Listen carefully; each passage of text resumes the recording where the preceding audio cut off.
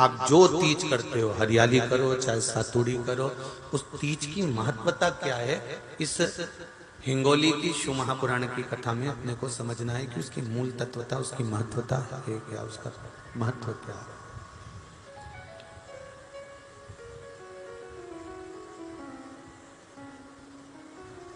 भगवान ब्रह्मा, भगवान विष्णु और भगवान शिव, इन तीनों की जो अर्धांगिनियां, ब्रह्मणी, लक्ष्मी और पार्वती, इन तीनों ने तप कर कर, साधना कर कर ब्रह्मदेव को, भगवान विष्णु को और भगवान शंकर को प्राप्त किया। और तीनों ने प्राप्त कर कर तीनों देवताओं से वर मांगा कि वर हमको ऐसा दीजिए कि हमारे तप साधना का फल नारी को तीज के दिन प्राप्त हो जाए। अब देखिए जरा, एक ही व्रत से, एक ही उपवास से उसको संपूर्ण तप साधना का फल प्राप्त हो रहा है, संपूर्ण तप साधना का फल उसको मिल रहा है मात्र एक व्रत से। केवल एक व्रत कर रहे हैं और संपूर्ण तप साधना का फल उसको प्राप्त हो रहा है। ऐसा कोई व्रत, ऐसी कोई साधना, ऐसा कोई शंभु शरण मांगो घड़ी रे घड़ी भूख काटो, दया करी न दर्शन आपो, शंभु शरण घड़ी मांगो घड़ी रे घड़ी दुख काटो, दया करी न दर्शन आपो, दया करी न दर्शन आपो। तो ब्रह्माणी ने ब्रह्मदेव से मांगा, लक्ष्मी जी ने भगवान विष्णु से मांगा, पार्वती जी ने भगवान शिव से मांगा कि ऐसा वर दे दीजिए जिस वर से एक ही व्रत करने से संपूर्ण फल की प्राप्ति हो जाए, संपूर्ण फल मिल जाए। ऐसा एक व्रत का फल दे दीजिए, मात्र एक व्रत का। अब देखिए, हरियाली तीज करने वाली माताएं थोड़ा ध्यान से सुनना।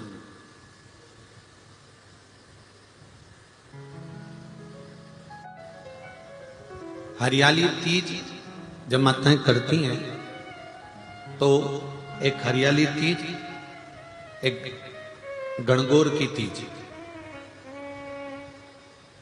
ये दो तीज के व्रत ऐसे होते हैं जिसमें जब माताएं करती हैं तो उस समय पर उमा,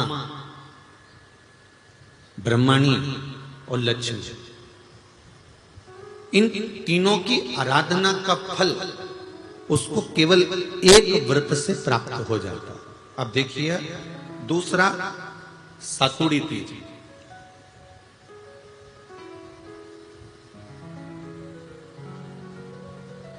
इसमें उमा और महेश्वर, उमा और महेश,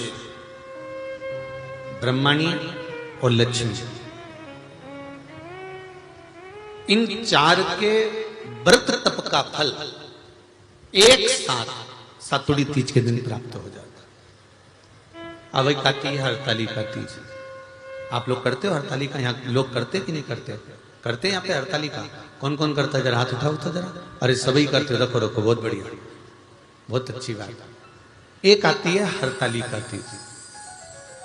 इस तीज का व्रत माता पार्वती बेलवृक्ष के आनंद के साथ में फुलेरा बनाकर करती है, और जिसमें इस हरतालिका में माता पार्वती जी के जितने जन्म पहले हुए हैं, माता पार्वती का जन्म तो 52वें नंबर का, 52 नंबर पे माता पार्वती का जन्म है। इससे पहले तो माता के 51 जन्म पहले हो चुके हैं, 51 जन्म माता पार्वती का पहले हो चुके हैं। तो वो जितने जन्म माता पार्वती पूर्व में ले चुकी हैं, ब्रह्माणी जितनी बार ब्रह्मदेव के साथ में विराजमान हो चुकी हैं, इंद्राणी जितनी बार इंद्र के साथ विराजमान हो चुकी हैं, और लक्ष्मी चाहे वो राधा के रूप में हो, चाहे वो रुक्मणी के रूप में हो, चाहे वो सत्यभामा के रूप में हो, चाहे वो यमुना के रूप में हो, चाहे वो गंगा के रूप में हो, जितनी बार माता लक्ष्मी ने रूप धारण करे हैं वो सब रूप में, और माता पार्वती अपने सारे रूप में, ब्रह्माणी अपने सारे रूप में, लक्ष्मी अपने सारे रूप में इस हड़तालिका तीज के व्रत को करने के लिए आतुर रहती हैं। और इस व्रत को कल कर एक दिन में ही संपूर्ण विश्व का जितना तप है, साधना है, उपवास है, सबका फल एक साथ एकत्रित कर लेती हैं केवल एक व्रत में, हड़तालिका तीज। अब एक बात ध्यान से सुनिएगा, सारे व्रत आपका अगर स्वास्थ्य खराब हो गया तो आप व्रत छोड़ सकते हो। जितने भी व्रत आप लोग कर रहे हैं पूर्व के, सोमवार, मंगलवार, एकादशी, छठ, पंचमी, चतुर्थी, अगर आपका स्वास्थ्य खराब है तो आप उस व्रत को छोड़ सकते हो, सारे व्रत को छोड़ सकते हो। पर तीज का जो व्रत होता है, हरतालिका जो व्रत होता है, ये व्रत एक बार लेने के बाद जब प्राण छूटते हैं तभी ये व्रत समाप्त होता है, अन्यथा बीच में ये व्रत समाप्त नहीं। ये व्रत समाप्त होता ही नहीं। अगर शरीर से नहीं बनता कि अब हमारी अवस्था हो गई, अब शरीर से नहीं बन रहा है, तो भले एक पहर की पूजन कर कर, एक पहर का नियम धारण कर कर, एक पहर का स्मरण कर कर, एक पहर का पूजन व्रत धारण करो, और उसके बाद में भले आप थोड़ा सा जो भी आपको लेना है वो कर लो, पर इस व्रत को करना ही पड़ता है। इस व्रत का नियम ही यही है। आप में से कई माताएं ऐसी बैठी हैं, कई भाई ऐसे बैठे हैं, कई बच्चे, कई बेटियां ऐसी बैठी हैं, जरा कथा को सुन रहे होंगे तो उनके स्मरण में आएगा ये बात। जितने लोग आस्था चैनल पर सुन रहे हैं वो भी ध्यान लगाकर सुनना, और जितने लोग फेसबुक यूट्यूब पर सुन रहे हैं वो भी ध्यान लगाकर सुनना। कई लोग ऐसे हैं जिनके अंदर नेगेटिवता आती है। नेगेटिवता मतलब घर में बैठी बैठी सोचती थी कहीं मेरे बेटे के साथ कोई एक्सीडेंट तो नहीं हो जाएगा, कहीं मेरे पति को कुछ हो तो नहीं जाएगा।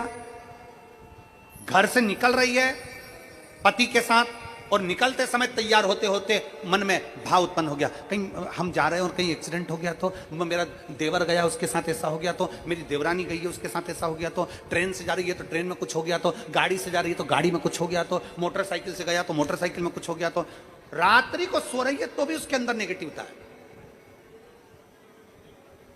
और ऐसे कई लोग हैं,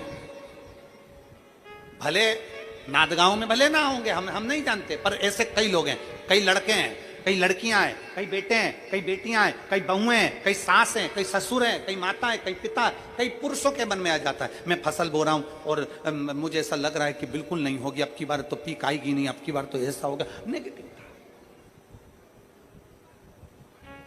मंदिर में बैठी है तो भी नेगेटिव आ रही है, उसको लग रहा है कि कुछ गंदा, उसको गंदा समझ में आ रहा है, उसको लग रहा है कि कुछ गंदा है। पूजन करने बैठी है, देवी जी की आराधना कर रही है, भगवान की भक्ति कर रही है, और उसके चित्त वृत्ति में कुछ गंदा आ रहा है, कुछ गंदे विचार आ रहे हैं, गंदी सोच आ रही है।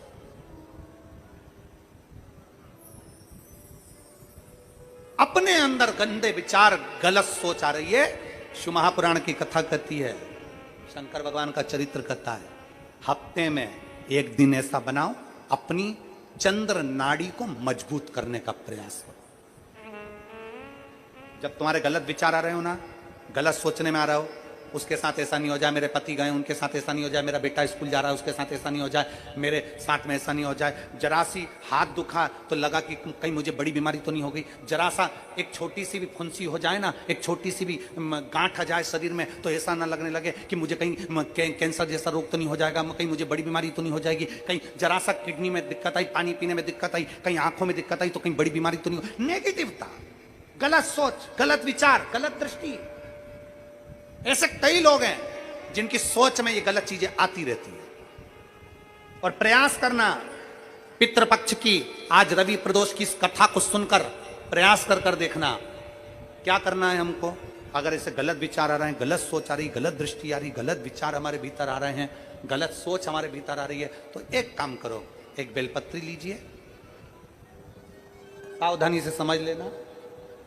एक बेलपत्र लीजिए और उस बेलपत्र की ये जो दो डंडी है और एक बीच की डंडी है, इसके मध्य की जो जगह है, चैनल वाले अगर दिखा रहे होंगे तो आप लोगों के स्मरण में होगा, बीच की पत्ती और ये दो पत्ती के बीच में जो जगह होती है, इस बीच वाली जगह पर पीला चंदन पूरे तरह से उसका लेपन कर लीजिए। पूरे तरह से पूरी चंदन से लेपन कर लो बीच की जगह को। बीच वाली पत्ती, दो पत्ती, उसके बीच की जो जगह है उसमें पीले चंदन का लेपन कर लीजिए। हफ्ते में एक बार आप करोगे, आपको दूसरे हफ्ते में मालूम पड़ जाएगा कि आपके अंदर की गलत सोच समाप्त हुई कि नहीं, गलत विचार समाप्त हुआ कि नहीं हुआ। चंदन का लेपन करिए। उस चंदन के लेपन को कर किसी भी शिवालय में, अगर शंकर के मंदिर नहीं जा सकते हो तो अपने घर में जो शिवलिंग हो वहां उस शिवलिंग पर आप उसको समर्पित कर दो। तुम्हारी मर्जी पड़े जैसी चढ़ा दो, बस शंकर के शिवलिंग पर चढ़ा दो। कुछ देर मंदिर में हो तो नंदी के पीछे, अगर मंदिर में हो तो नंदी के पीछे, और घर में हो तो किसी भी स्थान पर सुख आसन लगाकर, सुख आसन मतलब जैसे हम बैठे हैं पालकी लगाकर, दोनों सुखासन मतलब आराम से बैठकर, सुखासन लगाकर, और अपनी सीधी साइड की नासिका को बंद करना है और उल्टी नासिका से श्वास लेना है। 1 से 1.5 मिनट तक श्वास लेना प्रारंभ करो। अपने शरीर में एक चंद्र नाड़ी होती है। भगवान शंकर ने जब चंद्र की काया का रोग समाप्त करा था, भगवान शंकर ने जब चंद्र की काया का रोग समाप्त करा था तो चंद्र ने हाथ जोड़कर कहा था कि मेरी काया का रोग आपने समाप्त कर दिया महादेव, मेरे लिए आज्ञा करो, मैं क्या करूं। शंकर भगवान ने कहा चंद्रदेव तुम मेरे मस्तक पर धारण रहना और संसार के जितने भी मनुष्य हैं इन मनुष्य के अंदर चंद्र नाड़ी में तुम विराजमान रहना। सुनो चंद्रदेव, जब मनुष्य गलत विचार करे, गलत सोच करे, गलत दृष्टि रखे, उस समय पर अगर तुम्हारी चंद्र नाड़ी प्रबल हो जाए तो उसकी बुद्धि में से गलत विचार समाप्त हो जाए, गलत विचार समाप्त हो जाए। एक बेलपत्र लेना है, बीच वाली जगह में चंदन लगाकर शंकर जी को समर्पित करना है। घर हो, मंदिर हो, कम से कम 1.5 से 2 मिनट तक नासिका को बंद कर सीधे साइड की नासिका को बंद करना है, उल्टे साइड की नासिका से ही श्वास लेना है और छोड़ना है, फिर लेना है, फिर छोड़ना है, फिर लेना है, फिर छोड़ना है। 1.5 मिनट 2 मिनट तक आप करते रहिए। एक ही नासिका, इस नासिका को बंद ही रखना है, राइट को, लेफ्ट को खोल कर रखिए, और उसमें चंद्र नाड़ी जब हमारी प्रबल हो जाएगी 3 दिन के अंदर गलत सोच आना बंद हो जाएगी, गलत विचार आना बंद। गंदा दिख रहा है, गंदा सोच रहे हैं, बेटा कॉलेज गया तो मन में आ गया, विचार में आ गया मेरे बेटे के साथ कुछ ना हो जाए, बेटी कहीं गई है तो गलत विचार आ गया, पति कहीं गया तो गलत विचार आ गया, अपन कहीं जा रहे हैं तो गलत विचार आ गया, हाथ दुख रहा है तो ऐसा लगने लगा कि शरीर में कोई बीमारी आ गई, जैसे ही शरीर में मुख में स्वाद नहीं आ रहा तो ऐसा लगा कि मेरे को बड़ी बीमारी हो गई, थोड़ी सी गठान हो गई तो मन में आया कहीं कैंसर जैसा रोग ना हो गया। गलत विचार, गलत सोच, गलत दृष्टि। आज के जमाने में हर व्यक्ति गलत सोच को अपनी बुद्धि में भर रहा है। उसका कारण है उसकी चंद्र नाड़ी प्रबल नहीं हो पा रही है। चंद्र नाड़ी को सक्रिय करने का प्रयास करिए। जब सक्रिय कैसे करेंगे? हमारी सीधी नासिका को हम बंद करेंगे, उल्टी नासिका से ही श्वास लेंगे। 1 से 1.5 मिनट 2 मिनट तक आप प्रतिदिन करना प्रारंभ करिए। 5 दिन 4 दिन 3 दिन के अंदर गलत सोच आना बंद हो जाएगी और आप अपने वापिस स्वस्थ हो जाओ। चंद्र नाड़ी को प्रबल करिए।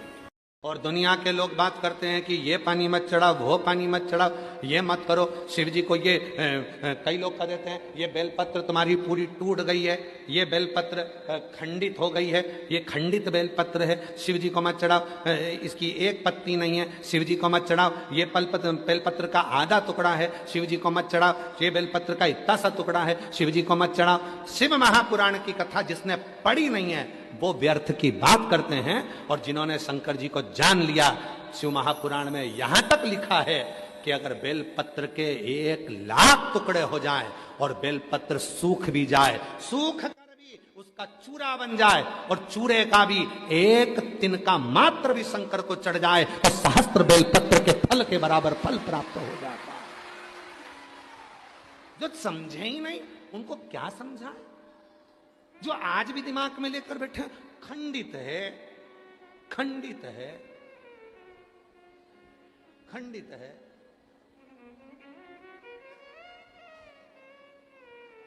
खंडित है। कई लोगों के दिमाग में बैठा रहता है। और आप लोगों से निवेदन है, आज की कथा में से ये वाला वीडियो काट के डाल देना आप लोग। जो लोग कहते हैं बेलपत्र खंडित है, बेलपत्र का टुकड़े से टुकड़ा, टुकड़े से टुकड़ा भी अगर है और वो भी अगर शिव को समर्पित है तो वो भी सहस्त्र बेलपत्र के बराबर हमें फल दे रहा है। सहस्त्र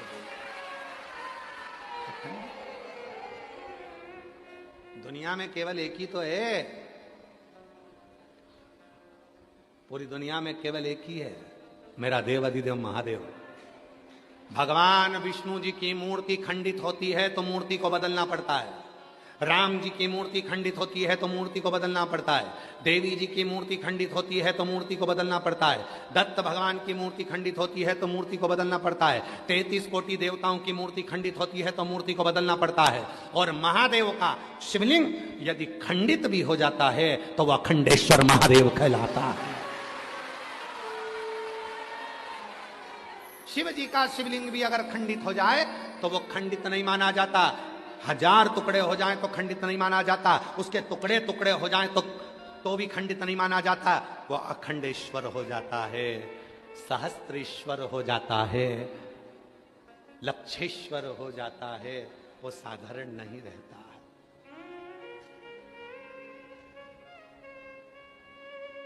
लक्षेश्वर अखंड है, वो खंडित ही नहीं हुआ। सारी दुनिया में सबसे ज्यादा आक्रमण अगर द्रोहियों ने करे हैं तो काशी पर करे हैं। अगर विधर्मियों ने सबसे ज्यादा आक्रमण करे तो काशी विश्वनाथ पर करे। सब कुछ तोड़ लिया उन्होंने, पर काशी आज भी अजर और अमर जैसी खड़ी की खड़ी है।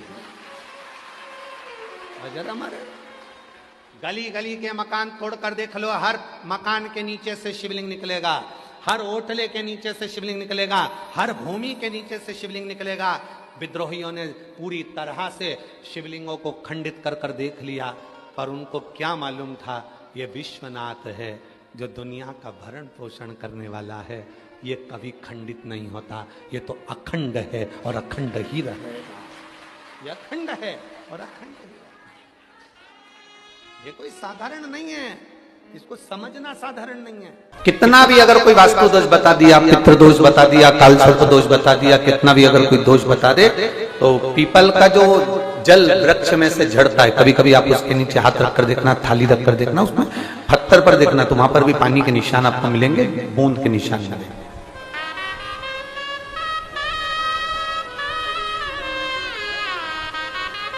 मात्र उस पीपल के वृक्ष के जल की एक बिंदी, एकमात्र बिंदी, शंकर भगवान का जो शिवलिंग है जलाधारी है, चरण है, गणेश कार्तिक का स्थान है, अशोक सुंदरी का स्थान है, और प्रत्येक जलाधारी में से पानी बीच में से आकर नीचे की ओर गिरता, नीचे की ओर गिरता। आप लोगों के स्मरण में हमने पहले भी बताया कि राइट में किसका स्थान है? गणेश जी का, लेफ्ट में कार्तिक के, बीच में अशोक सुंदरी। ये क्या है? पार्वती जी का हस्त कमल शिवलिंग, और ऊपर से जो जल एक एक बूंद शंकर जी के शिवलिंग पर गिर रहा है वो शंकर जी की 5 लड़कियां, जया, विषहरा, शामलीवारी, दौतली और देव। शंकर जी की 5 लड़कियों, एक एक बूंद पानी शिव जी पर गिरा रहा है।